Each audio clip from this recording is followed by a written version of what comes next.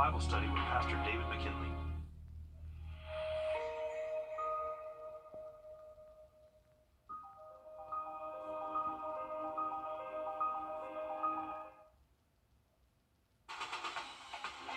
Live from Augusta, you're watching News 12 at 6 o'clock. Ahead on News 12 at 6 o'clock, Laura Warren and Nick Proto live in Atlanta for us with the fanfare ahead of tomorrow's SEC Championship game. We'll check in with them in just a few minutes. And whether you're heading to Atlanta for the game or staying at home, we're going to be dealing with some showers. So let's check in right now with First Alert Chief Meteorologist Riley Hale. Yeah, Richard, we are keeping an eye on just a few hit or miss showers out there for this evening, time we get to Sunday afternoon. Rain chances if you are heading out this evening. We are expecting just that scattered opportunity at least through midnight. We'll have much more on the weekend for you in just about 10 minutes. The Southeast Showdown, sponsored by Jim Hudson Automotive Group. Okay, you know what time it is. One of the biggest football games of the season is tomorrow. Georgia and Alabama getting set to go head-to-head for the SEC Championship at the Benz. The players aren't the only ones getting ready. So are the fans who are already arriving there. Laura Warren and Nick Proto live from the Georgia World Congress Center right there near the stadium with a look at the pre-gaming. What's going on over there, guys? Well, you can really start to feel the energy build. Everybody knows how high stakes this game is, and hey, we've all been here before, and it is a heated rivalry, so things are starting to dial up a little bit. Yeah, but things right now are really fun. The fans out here are having a great time. There are a lot of kids out here, a lot of laughs and smiles. Alabama and Georgia, everybody just having a good time. We've been taking part in the activities, the events that are going on here. It's like a mix between a tailgate, a pep rally, and like a fall festival. And the SEC Network is here. But we are going to do one that our coworkers have been clamoring for. We're going to kick some field goals. Oh, yeah. So we did practice, and they did not go well. Did not so go hopefully, great, no. we do a little bit better here. Turns out I do not know how to kick a football. I had one good one in practice, one bad one. So All here right, we let's go. see it. Oh! That went through. It That went off and in. That counts. Count it. There we go. Okay, I'm going to move a little closer. That'll work. All right. I don't even know.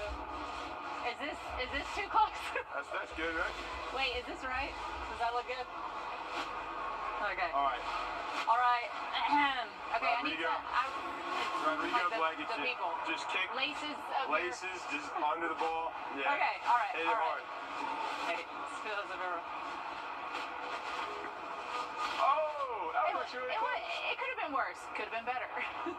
But I'm not the one they need to be good tomorrow, so it's good. But there you have it. But what have we done today? We did a lot. Through cornhole. Cornhole experts taught us that it's all in the wrist. It's really about the release and the spin. So if you're tailgating tomorrow, that's a pro tip. We did an obstacle course. From us to you. We threw footballs into nets over here. Yeah. We tried some Dr. Pepper strawberry cream soda flavored. It's brand new flavor. And we got everyone's score predictions, and we'll bring you some of those tonight at 11. We can do our own yet. What's your score prediction? 37-31 Georgia. Well, that's a good Georgia score by prediction. 6. Ooh, I like that. Yep, high scoring game, I think.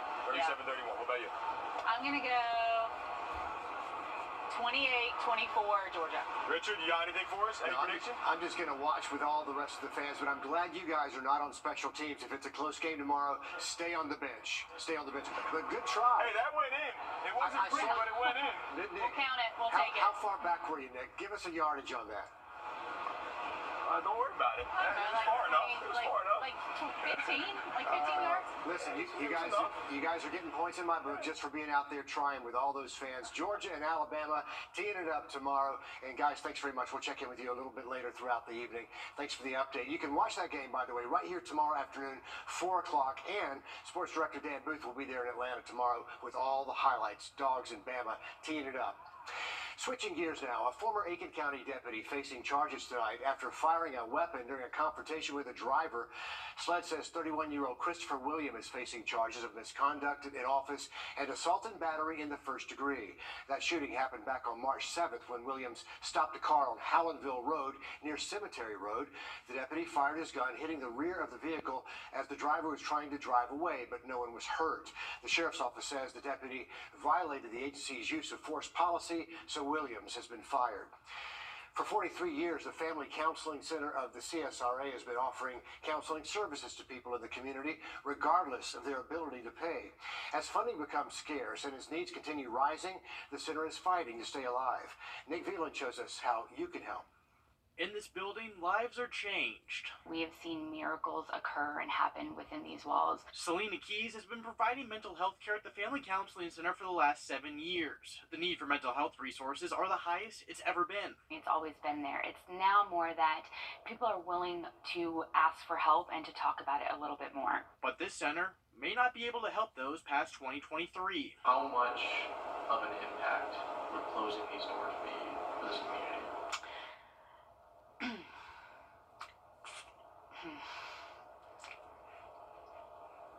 If our doors were to close, 400 people who've been able to walk through these doors and experience that love and experience that healing may not have anywhere else to go. Right now, they're short $20,000 to get through the rest of the year. They hope to raise $80,000 to keep providing services to those no matter what your financial or insurance situation is. There are not enough mental health providers to meet the needs as it is. Closing us down would be detrimental to this entire community. Currently, the center has served 400 people this year. They have 150 active clients and a wait list of 180. The burden isn't what we have. The burden is what we can't get to, and the burden is whether or not we're going to be able to keep doing what we're doing. Keys hopes to keep the lights on in 2024. I have been fighting, and I will continue to fight until the last day. In Augusta, Nick Veland on your side. And if you want to find out more about the center or how to donate, you can scan that flow code on your screen. That will link you to all the information you need. Combating food insecurity, that's a growing challenge. It can even impact a college student's ability to achieve their educational and professional goals. Across the country, 1 in 3 students will experience food insecurity at some point during their admission. That's why some colleges and universities have started to create on-campus food pantries, including right here at Augusta Tech. Hallie Turner shows us how that will make a lasting impact on that campus. Paws Pantry is more than just a food bank here at Augusta Tech. It's a place where students struggling with food insecurity don't only pick up canned goods, they're also picking up a recipe for success. I know what it looks like when you get a box or a bag from a food pantry. Sometimes it's a little overwhelming to just have random ingredients and not really know what to do with them. As a way to keep students from feeling this way with Augusta Tech's new food pantry, student Miranda Knight came up with a way to combine her culinary skills and her passion to help those in need. She created some crafty little menu items that are cost efficient and pantry friendly with the items that we have so that students can make those recipes at home. All starting with a random can. See, it was enchilada sauce, and I found a recipe online for enchilada soup. So a lot of the things is mixed vegetables, and you can grab a whole bunch of vegetables and throw it in a pot. Leaders at Augusta Tech say it's opened their eyes to the need for food on campus. Our first student that came in to utilize the pantry grabbed his items. He began to open the bag, and me never having truthfully dealt with food insecurity, I had no idea that he was hungry in that moment and looking for food. Martin says a survey showed more than 60 students on campus say they are in need of food, but even more students like Miranda want to volunteer. We had about 80 to 90 students that wanted to just volunteer, not receive any items, just come in and help out where they can. At the end of the day, Miranda says her hope is to keep adding more recipes. That is my hope and dream. I want to keep coming in here and adding more because it's just a handful of recipes right now. So no one goes home hungry. A full belly at the end of the day because I don't want anybody to be hungry. In Augusta, Hallie Turner on your side. A good idea that's catching on there at other campuses as well. If you want to donate or lend a helping hand at the Paws Pantry, you can find out more at the website, wrdw.com. Hey, guess what? There's a state championship on the line right now for Edmund Burke Academy. We're live at that game in Macon after the break. And we are looking at the chance for rain this evening into the weekend forecast. We'll have a full look at it just after the break. Time Most of the day tomorrow. Once we get past the weekend, we're back to dry weather Monday and holding on to dry weather through most of next week. On your sideline, sports brought to you by the Hawk Law Group.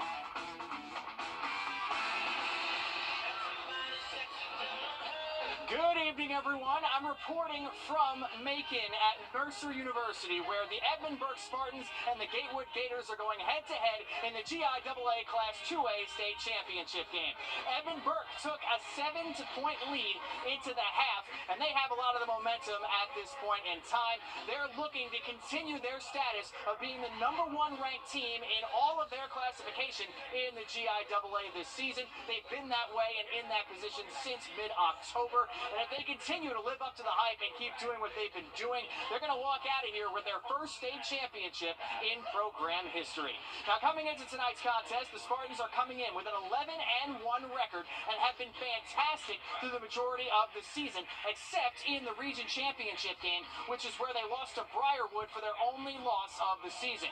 Gatewood, the team Edmund Burke is playing tonight, defeated Briarwood in the state semifinals last week to give you an idea of how well these teams know each other when it comes into tonight's contest. I spoke with head coach Andy Wrdw before the game, and they've undergone some massive changes on offense and defense in the 2 years under his program, and are looking forward to sustaining this level of success moving forward. This is Edmund Burke's first time back in the state championship game since 2011, and they plan on capitalizing on this opportunity tonight. Now, they had a send-off earlier today, and head coach Wrdw told me that he thinks that they'll have more people at that send-off than at their Christmas parade in a couple of weeks, which gives you an idea of how much this means to their community and everything they're putting into this season from a football standpoint, and everyone who's been along for the ride. We'll have the latest on this game with a full game breakdown, post-game interviews, and the highlights tonight at 11. Reporting from Macon, Dan Booth on your side. Dan Booth, thanks so much. Looks like the third quarter is just about to get underway. Can't wait to hear the highlights there. And as Dan mentioned, they sent them off with a bang earlier. Sydney Hood caught up with some of the Spartans' biggest fans. It's the most wonderful time of the year. 'Tis the season. No, not that season. We're talking about ring season for the Spartans. The school's never won a football state championship. And this team wants to change that. You know, we talked about keeping the main thing this week. And our main things all year is making it to Mercer and competing and winning it. They're already winning when it comes to school spirit. You walk outside and get chill bumps. Everybody's EVA, EVA. Let's go, Spartans! That's what we do. It's fun. That's what makes it fun. Put on a jersey every night. There's nothing more than being a Spartan. It's practically contagious. Yeah, that's all I am. I've been here my whole life. I mean, that's all I know is Spartan pride. Which makes this game of a lifetime even more special. We've talked about it all year, ever since I was a freshman. And behind the boys wearing the red and white, You just think of all the emotions as a mother, period. are their biggest fans. We said that this group of boys, when they were freshmen, were going to make it to state, and because they had something, so much unity together as a family and a team. One team with one wish this holiday season, and that's to win it all. In Waynesboro, Sydney Hood, on your side. What a great send-off there. We're hoping for a win tonight with all the highlights from Dan and Macon coming up tonight at 11 o'clock. Okay, a special bond standing the test of time. We're going to tell you about this unlikely pair and their journey together after the break. Favor, and I hope that you learn. Been in the wreck, call a Mike Hostelo Law Firm. Tonight, a story about a special pair of friends, a pit bull and a cat, and they are inseparable. As Will Volk shows us, their friendship already overcame a lot of adversity, but the real journey is just beginning. This kitty and Pitty are practically glued together. I mean, it is absolutely amazing, and they love each other so much. Augusta Animal Services Deputy Director Crystal Escala says they never see a dog and cat here with this kind of friendship. In your personal home, it might happen, but in a parking lot on Gordon Highway, very rare. Before the shelter, this was their home. Both were strays living next to this 6-lane highway. Someone driving by noticed the cat and went to pick him up. When they stopped, the cat went behind a fence. So they went behind the fence and found the cat rubbing up against his dog. They brought both of them to the shelter where they were kept together. About a week later, the shelter discovered a surprise pregnancy.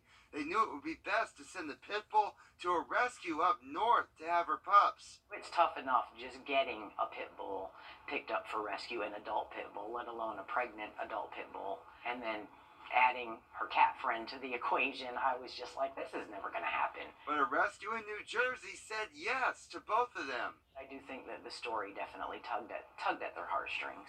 This friendship survived the side of the highway and the shelter. A 700-plus mile journey's not going to separate them either. It's one of those you're so happy you could cry moments. It's amazing. In Augusta, Wrdw, on your side. I love that. Buddies forever. The two are traveling to New Jersey right now. The shelter believes the pit bull could have those puppies any day. So an amazing story. We'll let you know how it ends up there. Also tonight, Umoja, it means unity, and today began at the top of the hour over on NBC 26. Hope to see you at 7 o'clock. If not, we'll meet right back here at 11 with a lot more information about a state championship on the line for a local high school. At the CBS Evening News, we focus on solutions, finding solutions to help people understand what are the right choices to make for you and your family.